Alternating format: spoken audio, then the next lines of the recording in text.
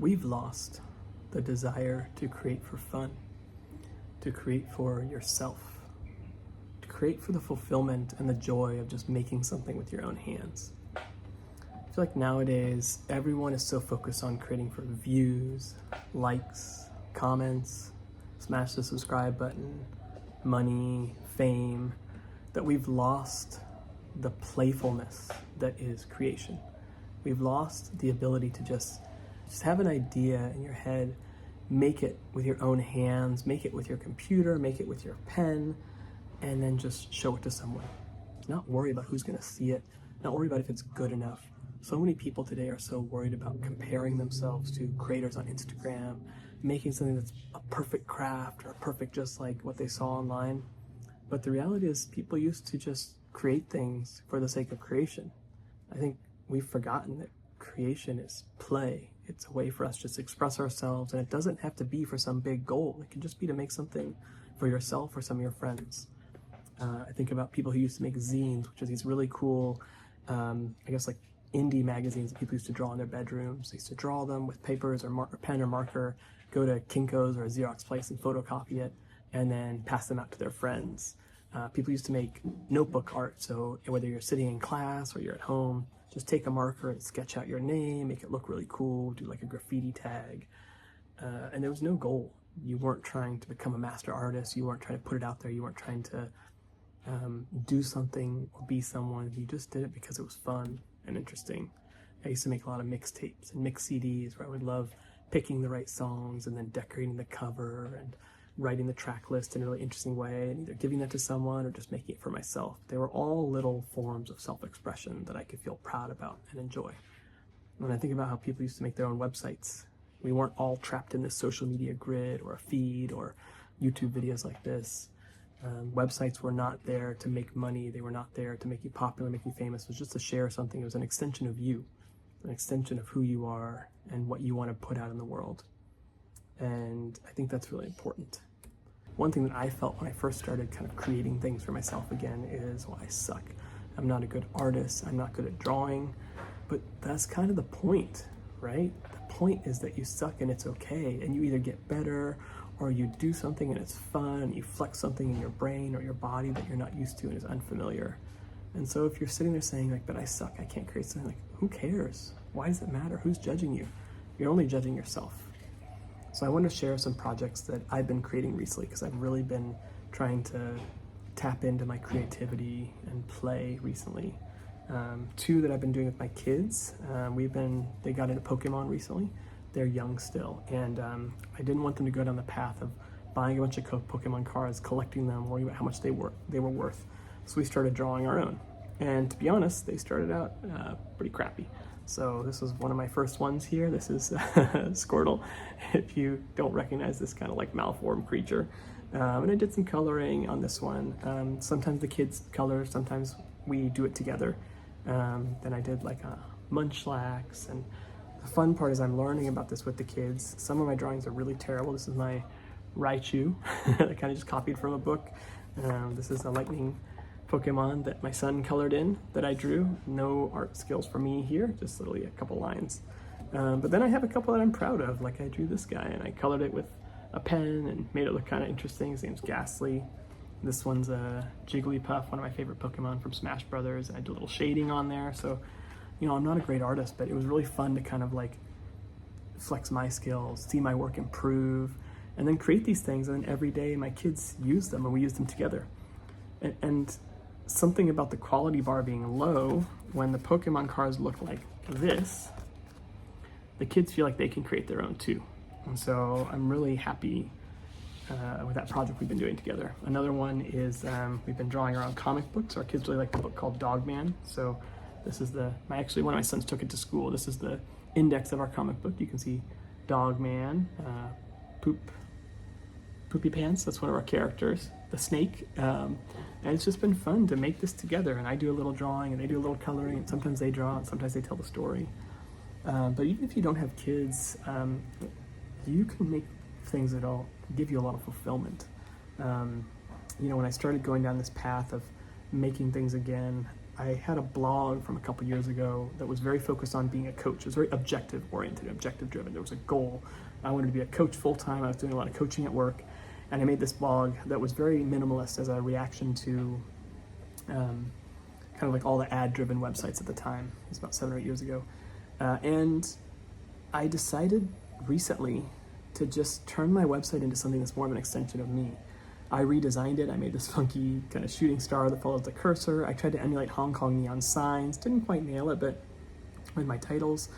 And I made a post about this, one of my favorite games, and how it moved me and my experience. And this is an example where I was writing it, and when I got done, I don't know how I felt about it. I was very conflicted because I was so used to writing things for everyone else and writing things for other people and thinking about how would they judge this, how would they read this, would it get a lot of clicks, would it get a lot of views?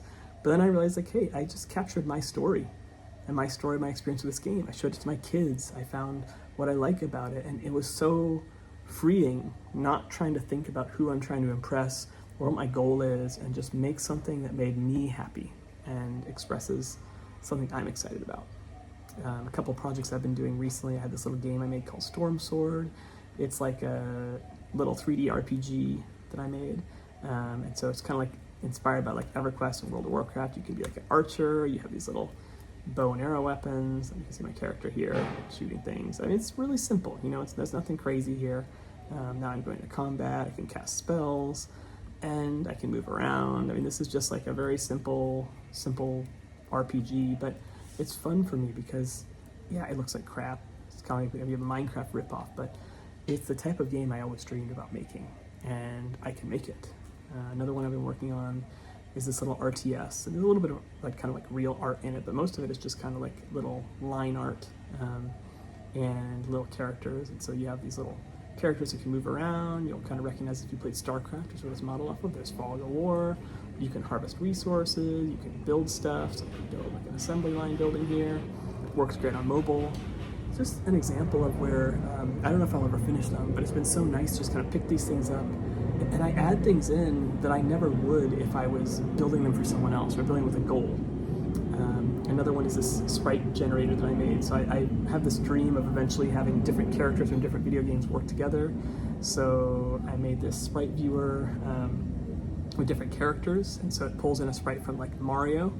And you can see the different animations. It has Sonic the Hedgehog. We've got like Sonic's, I love Sonic's run animation. You can see like his hair on the top there, kind of like flow in the wind, which is really cool. And in doing this, I built a little annotator. Like I realized, okay, there's these sprite sheets out there from like Sprite of Resource. So I grabbed one and I made a tool. So now I can like click on these sprites and select them and then label them. It then gets passed into this editor where I can go and make animations. I have like, this is Sonic skidding. This is him walking at an angle. There's kind of like rolling or jumping, which is iconic. And I learned a lot about this. I learned a lot about making this tool. I actually learned a lot about Sonic. Like, look at this cool animation frame down here in the bottom where he's like a perfect sphere. It's like this cool smear that I never knew was in this little animation. And it's just been fun. And I don't know if anyone will ever use it. I've been working on Street Fighter animations now, which is kind of cool. I don't know if anyone will find this useful, but for me, I feel good about it. I feel good like I'm making something, and actually like this tool's pretty cool. You can like add an animation, you can drag other stuff in here. Like if I want to do like a Shoryuken, I can add it. I can start dragging these little frames in and do like, actually kind of have something that doesn't look too bad. And you know, obviously it's not perfect, but look at that. Like I took the sprite, I dragged it in, the tool works. I mean, that's kind of cool, right? It's kind of fun. And you'll notice that along the way, like I'm emphasizing the things important to me. I don't care if this is not a production tool. It's not something I'm shipping for everyone else, but it speaks to me and I love it. Here's another one I made for my kids. I realized that they were really, they always want to use my phone to look at Pokemon. They have books, but the books aren't complete. And so I don't let them do it often, but sometimes I built this little Pokedex tool for us. And so it has only the Pokemon that we want to be in there. It doesn't have like Gigantamax Pokemon. They're learning how to type and how to spell, because sometimes my youngest son will say, well, I want all the Pokemon to start with P. So we'll type in P, and then he'll find Pidgeotto who he likes. And you know, it's really simple. It's just, here's the card. We always standardize on the first generation. Here's the hit points, here's the description, here's its attacks. And this actually became the source of truth for all these cards that we're making. So now if we're going to make one, we use this app to look up the abilities and the rules as opposed to buying and collecting the cards. And finally, the last one I wanted to share is something that's very near and dear to my heart, which is a set of almost like screensavers. And I don't know how much of this will show up on the YouTube videos, it's kind of dark, but this is like an animated pixel Starfield that I made, and it's super simple, it's super janky. There's this a comet that moves by every once in a while. You can see multiple comments. I actually made this the background of my website because I was like, screw it, why not make a Maximalist website that's really expensive of me? But it was really fun to make a bunch of decisions around this and decide what colors I want and how do I want this neon stars to show up and what happens when they're back in the distance versus close. And the point is, the whole point of this is I'm approaching this more like art than I am like a product. I'm starting these projects when I want to, I'm stopping them, I'm pausing them. It doesn't matter if I finish them.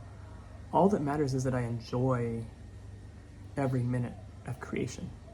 And I have found myself, sometimes I'll push myself too hard. Sometimes I'll be up at night and I'll just want to crank out one more feature or just really tune that comet animation. And honestly, like when I find it's not fulfilling, that's when I stop.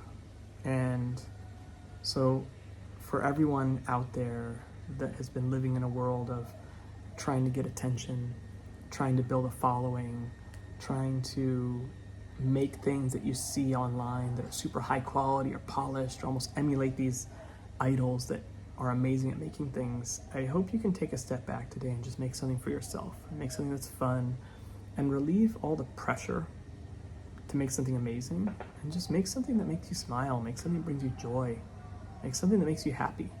Who cares if you suck at it? No one else has to know about it. It's just for you. And I promise it will feel so much better than just sitting there scrolling and consuming and buying things every single day.